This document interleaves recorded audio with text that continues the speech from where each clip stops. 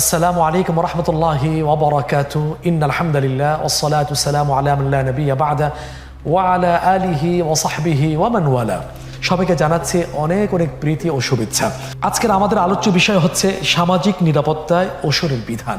এই বিষয়ে গুরুত্বপূর্ণ আলোচনা পেশ করার জন্য আমাদের মাঝে উপস্থিত সম্মানিত অতিথি মোহতারাম মুফতি শেখ মোহাম্মদ ওসমান গানী হাফিজাহুল্লাহ, সহকারী অধ্যাপক, Ahsania institute of Sufism, Dhaka. আসসালামু আলাইকুম রহমতুল্লাহি ওয়াবারাকাতুহু। ওয়ালাইকুম আসসালাম রহমতুল্লাহি ওয়াবারাকাতুহু। মোহতারাম, স্বাগতম। ইসলামের অনেক বিধান ঢাকা পড়ে আছে, চাপা পড়ে আছে, জানা হচ্ছে না। শুধু কয়েকটা বিষয় যেগুলো আনুষ্ঠানিকতা পর্যায়ে চলে গিয়েছে তার থেকে বেরিয়ে ওশর সম্পর্কে আলোচনা আমরা শুনবো ইনশাআল্লাহ। তাহলে আমাদের বুঝে আসবে যে বিধানটা কয়জন মানুষ অবগত আছে, কয়জন মানুষ ওশরের বিধান আন্তরিকতার সাথে আল্লাহকে খুশি করার জন্য দিয়া যাচ্ছে। জি মোহতারাম, ওশর কি? ইসলামে ওশরের বিধানটা কি? ধন্যবাদ সুপ্রিয় উপস্থাপক, সম্মানিত দর্শক শ্রোতা। ইসলাম পরিপূর্ণ জীবন বিধান এবং ইসলাম সকল মানুষের জন্য। ইসলামে গুরুত্বপূর্ণ একটি বিধান রয়েছে জাকাত। ইসলামের মূল 5টি স্তম্ভের মধ্যে অত্যন্ত গুরুত্বপূর্ণ ইসলামী অর্থ ব্যবস্থা বা জাকাত। জাকাতের একটি অংশের নাম হইল ওশর, অর্থাৎ ফসলের জাকাতকে ওশর বলা হয়। জাকাত দিতে হয় 40 ভাগের 1 ভাগ বা 2.5%, আর ওশর হইল 10 ভাগের 1 ভাগ। আরবিতে এই 10কে বলা হয় আশারা, 10 ভাগের 1 ভাগকে বলা হয় ওশর। ফসলের 10 ভাগের 1 ভাগ গরিবদেরকে দিতে হয়। এই 10 ভাগের 1 ভাগের আরবি ওশর, এই জন্য এই বিধানটা ওশর নামেই পরিচিত। এবং কোরআনে কারিমে আল্লাহ রব্বুল আলামিন এই প্রসঙ্গটি বলেছেন, ও আতু হাক্কাহু ইয়াউমা হাসাদি, যেদিন তোমরা ফসল উঠাবে, ফসল তুলবে, হারভেস্ট করবে, ফসল কর্তন করবে, সেদিন তখন তোমরা এর হক দিয়ে দিবে। এখানেও কিন্তু অধিকারের কথা বলা হয়েছে। অর্থাৎ আমি যে এই শস্য বা ফসল উৎপাদন করলাম তার 10 ভাগের 1 ভাগের মালিক হইল গরিব লোকজন, আর 9 অংশ বা 9 ভাগ মালিক আমি থাকবো। মাত্র এখানে একটু কথা বলি, যেহেতু দশমাংশে 10 ভাগের 1 ভাগের কথা বলছেন, যদি ফসল উৎপাদন করতে গিয়ে সেচের মাধ্যমে যদি করা হয়, এখানে তেল খরচ হচ্ছে, বিদ্যুৎ খরচ হচ্ছে ইত্যাদি, তাহলে তো এখানে ব্যয়টা বেশি বেড়ে যাচ্ছে। সেখানে 10 ভাগের এবং সেখানে ইসলাম বিধান দিয়েছে তখন 20 ভাগের 1 ভাগ দিবে, যেটাকে নিসফে ওশর বলা হয়। তো এই বিধানটার সামগ্রিক নাম হলো ওশর। এর ধাপ হলো 2টি, পূর্ণ ওশর এবং নিসফে ওশর, মানে 10 ভাগের 1 ভাগ অথবা 20 ভাগের 1 ভাগ। তো এই ওশরটা আমরা জানি জাকাত দিতে হয় উদ্বৃত্ত সম্পদ বছর অতিক্রান্ত হলে জাকাত দিতে হয়, কিন্তু ওশরের জন্য কোনো বছর অতিক্রান্ত হতে হয় না এবং উদ্বৃত্ত থাকতে হয় না। যখনই ফসল উৎপাদন হইল তখনই কিন্তু এই ওশর বা ফসলের জাকাতটা দিতে হবে। বিধানটা কি? এবং এর বিধানটা হলো এটা ফার্জ। জাকাত যেমন ফার্জ, অর্থাৎ এটা জাকাতেরই একটি পার্ট। যেমন আমরা গবাদি পশুর জাকাত আছে, সেটাও জাকাত। অর্থের যেমন জাকাত আছে, সোনা রূপার জাকাত আছে, এই ঠিক ফসলের জাকাতটা হলো ওশর, এটি একই রকম ফার্জ। এবং প্রাসঙ্গিক প্রশ্ন, শরীরের জাকাত কি? ক্বালা রাসূলুল্লাহ সাল্লাল্লাহু আলাইহি ওয়াসাল্লাম, লিকুল্লি শাইইন যাকাত ওয়া যাকাতুল জাসাদ আস-সাওম, যে প্রত্যেক জিনিসের জাকাত আছে। সুবহানাল্লাহ। শরীরের জাকাত হইল রোজা। অর্থনৈতিক জাকাত তো আমরা জেনেছি, শরীরের জাকাত তো এইমাত্র আপনার কাছে শুনলাম, আর ফসলের জাকাত ওশর নামে পরিচিত। মাশাআল্লাহ। আর এখানে ফরজ তো আল্লাহ তো একবারে আমরের সিকা সূচক শব্দ ব্যবহার করেছেন, ওয়া আতু হাক্কাহু ইয়াউমা হাসাদি। জি, আমরা এই বিষয়টা জেনে ফেলেছি। মহতারাম, এবার আপনার কাছে যে জানতে চাচ্ছি সেটা হলো, বাংলাদেশের ভূমিতে ওশর প্রযোজ্য কিনা, কোরআন হাদিস কি বলছে? আমরা দেখি যে মুসলিম এবং অমুসলিম তাদের জন্য বিধান ভিন্ন ভিন্ন। মুসলিমের জন্য জাকাত। এখন একজন অমুসলিম নাগরিক মুসলিম রাষ্ট্রে বসবাস করে, সে তো আর জাকাত দিবে না, কারণ জাকাত তো ইবাদত। অমুসলিমের তো আর ইবাদত নাই। প্রথম তো আসবে ঈমান লাগবে, সে তো ঈমান আনে নাই, আর ঈমানের জন্য তাকে জোর করা যাচ্ছে না, জোর করা হবে না। লা ইকরাহা ফিদ্দীন। তাহলে তো সে জাকাতের বিকল্প হইল জিজিয়া, ট্যাক্স দিবে। এবং ইসলামী রাষ্ট্রপ্রধান খলিফাতুল মুসলিমিন আমিরুল মুমিনিন ওই অমুসলিম নাগরিকের জন্য তার জন্য যেমনটা প্রযোজ্য তেমন ট্যাক্স বা জিজিয়া নির্ধারণ করবেন। এটি হলো জাকাতের বিকল্প অমুসলিমদের জন্য, জাকাত মুসলিমদের জন্য। ঠিক ভূমি কর বা ভূমির যে ফসলের উৎপাদনের জাকাত উসর, এই উসর মুসলিমদের জন্য প্রযোজ্য। এখন অমুসলিম নাগরিক যদি থাকে তাহলে সে তো আর উসর দিবে না, কারণ এটি ইবাদত। তখন তার জন্য কি হবে? তার জন্য হবে খারাজ। খারাজ মানে হলো ভূমি কর। মুসলিমের জন্য হলো উসর, অমুসলিমের জন্য হবে খারাজ। এবং সেই খারাজের পরিমাণ হবে উসরের চেয়ে বেশি, অথবা উৎপাদনের কখনো 30%, কখনো 50%, মানে উসরের চেয়ে বেশি হবে খারাজ। আমি এই প্রসঙ্গে যাওয়ার আগে আবার বলতে চাই যে কোন ভূমিতে উসর প্রযোজ্য, কোন ভূমিতে খারাজ প্রযোজ্য। সাধারণত মুসলিমদের জন্য উসর প্রযোজ্য, অমুসলিমদের জন্য খারাজ প্রযোজ্য। এবং এই উসরটা কোরআনে বর্ণিত এবং নবী করিম সাল্লাল্লাহু আলাইহি ওয়াসাল্লাম, খোলাফায়ে রাশেদিন, সাহাবায়ে কেরামের মাধ্যমেই এটি আমলকৃত ব্যবস্থা। আর খারাজ হলো আমিরুল মুমিনিন বা খলিফাতুল মুসলিমিন নির্ধারণ করে দিবে অমুসলিম নাগরিকদের জন্য। এখন আমাদের দেশে কি বা মুসলিম নাগরিক খারাজ দিবে কিনা, ট্যাক্স দিবে কিনা, তার জন্য ট্যাক্স প্রযোজ্য নয়। এখন অমুসলিমের জমি যদি মুসলিম ক্রয় করে তাহলে ওই জমিতে খারাজ বহাল থাকবে। বাংলাদেশের ভূমি সাধারণত এটি উসর প্রযোজ্য। কেন উসর প্রযোজ্য? শারহে বেকায়া, হেদায়া, ফিকার যে পাঠ্য কিতাবগুলো এবং ফতোয়ার কিতাবগুলোতে বিষয়টি পরিষ্কার করে বলা আছে যে জমিতে উসর কখন প্রযোজ্য হয়। প্রথমত মুসলিমের জমি, যেই ব্যক্তি ইসলাম গ্রহণ করেছে, কোনো জোর করে নয়, যুদ্ধের মাধ্যমে নয়, স্বাভাবিকভাবে আমরা দেখি স্বতঃস্ফূর্তভাবে ইসলাম গ্রহণ করেছে। আমাদের ভারতবর্ষে আউলিয়া ইকরামের দাওয়াতের মাধ্যমে মানুষ স্বতঃস্ফূর্তভাবে ইসলাম গ্রহণ করেছে। খুবই গুরুত্বপূর্ণ বিষয়। অনেকের মনে এই প্রশ্ন ছিল, আজকের আলোচনা শুনে বিষয়টা স্পষ্ট হয়েছে। ওসর আবার কি জিনিস? আমরা উত্তর পেয়েছি, সেটা হলো সম্পদের জাকাত 10 ভাগের 1 ভাগ দিতে হয়। আর যদি ফসল উৎপাদনে সেচ দিতে হয় সেখানে তো ব্যয়টা বেড়ে যায়। সেক্ষেত্রে ইসলাম নির্ধারণ করেছে 10 ভাগের 1 ভাগ নয়, 20 ভাগের 1 ভাগ। কতটা দয়া করা হয়েছে! আর এই সমস্ত বিধানের মধ্য দিয়ে বেরিয়ে আসছে সম্পদের একচ্ছত্র মালিকানা হচ্ছে আল্লাহ সুবহানাহু ওয়া তাআলা। লিল্লাহি মুলকুস সামাওয়াতি ওয়াল আরদ। আমরা হলাম 2 দিনের ব্যবহার করে। জি, আমরা যে আলোচনায় ছিলাম সে আলোচনায় ফিরে যাচ্ছি যে বাংলাদেশের ভূমিতে ওসর বা খারাজ। প্রথমত আল আরদুল্লাতি আসলামা সাহিবুহা বিহা, যেই ভূমির মালিক সে ভূমি নিয়ে ইসলাম কবুল করেছে, মানে যিনি স্বতঃস্ফূর্তভাবে ইসলাম কবুল করেছেন তার ভূমি ওসরি ভূমি হবে।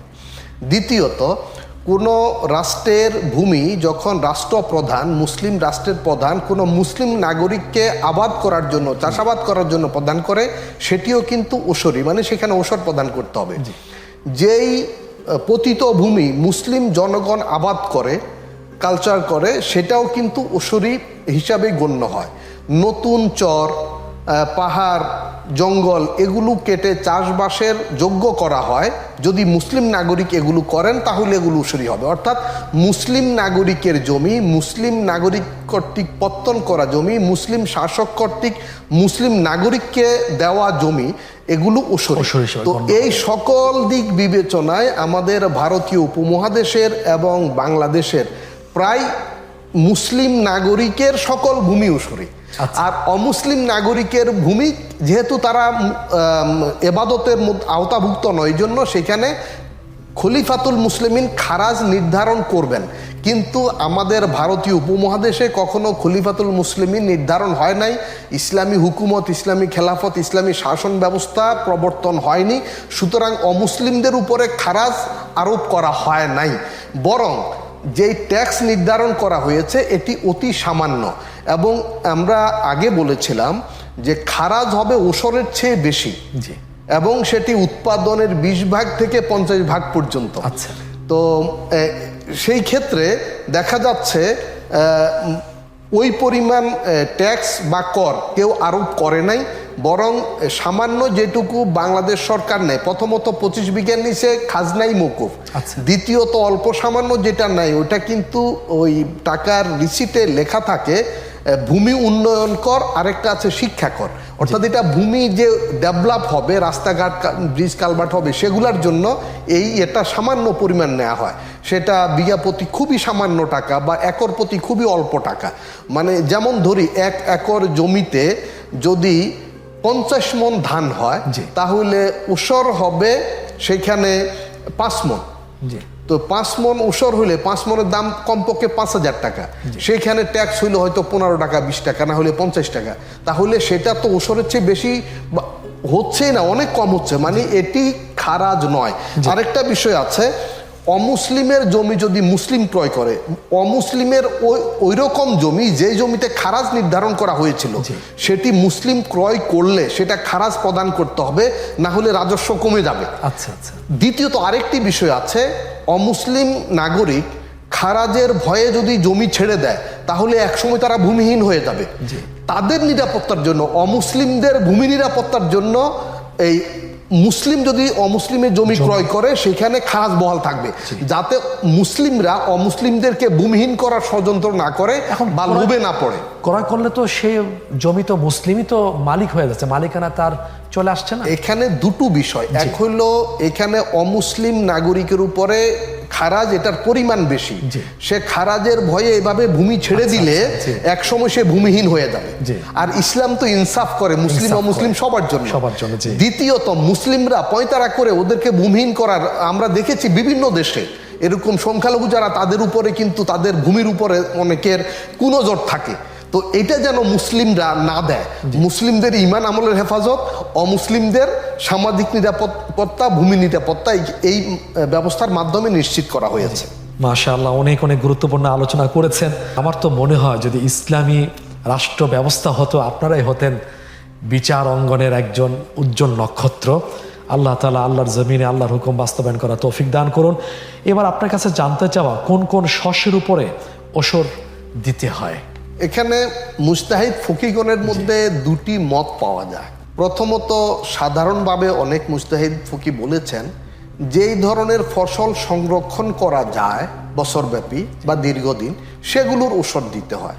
যেগুলো সংরক্ষণ করা যায় না, সেগুলোর ওষুধ দেওয়া লাগে না। কিন্তু ইমাম আজম আবু হানিফা রহমতুল্লাহ আলাইহি বলেছেন সকল শস্যের, সকল উৎপাদনের ওষুধ দিতে হবে। তাহলে যেগুলো পচনশীল বা সংরক্ষণযোগ্য নয়, বলছে সেগুলো মালিক নিজে তাৎক্ষণিক দিয়ে দিবে।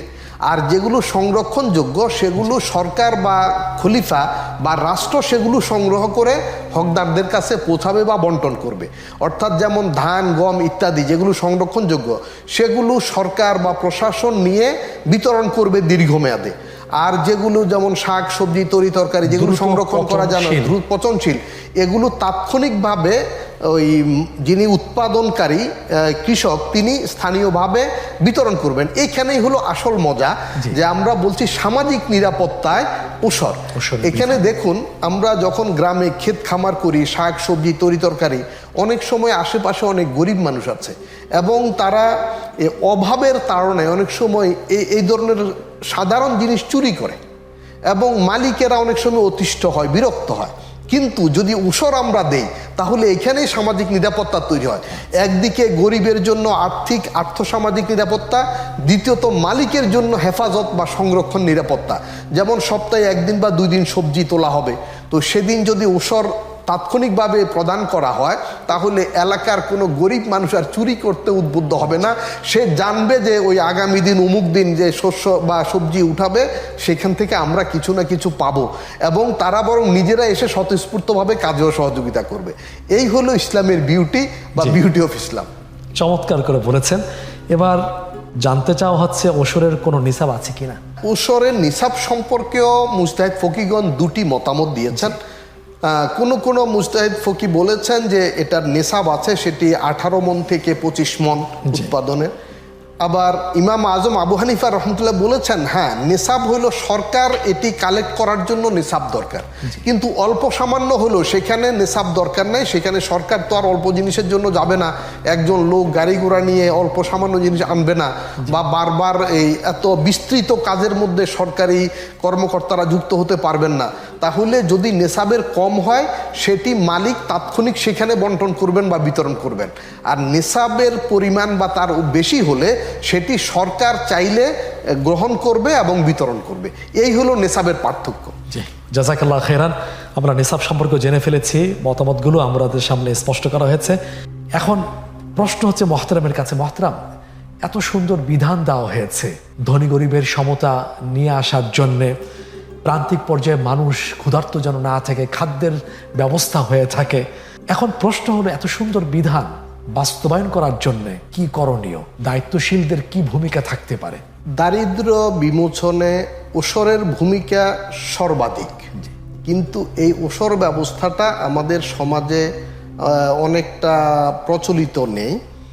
এই প্রসঙ্গে আমি একখানা হাদিস শরীফ বলতে চাই।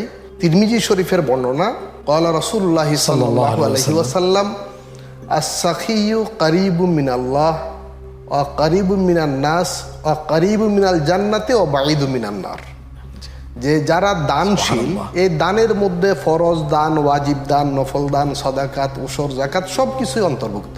তো যারা দান করে তারা আল্লাহর খুব প্রিয়, আল্লাহর নিকটে, এবং তারা মানুষেরও প্রিয় হয়, মানুষের নিকটে থাকে, মানুষের অন্তরে তারা থাকে, এবং তারা জান্নাতের খুব কাছে থাকে, আর জাহান্নাম থেকে তারা দূরে থাকে। সুবহানাল্লাহ। এবং একই হাদিসে দ্বিতীয় অংশে বলা হচ্ছে, ওয়াল বাখিলু বাঈদুম মিনাল্লাহ ও বাঈদুম মিনান নাস ও বাঈদুম মিনাল জান্নাতি ও কারিবুম মিনান নার। নাউযুবিল্লাহ।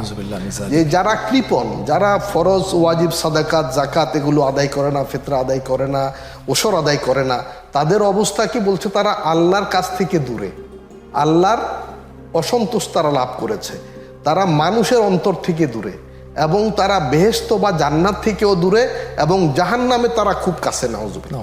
তো এই বিষয়টা সতর্ক থাকতে হবে যে আর্থিক এবাদত হইল যাকাত, আর্থিক এবাদত হইল ওসর। যাকাতেরই একটি গুরুত্বপূর্ণ পার্ট বা অংশ হইল ওসর।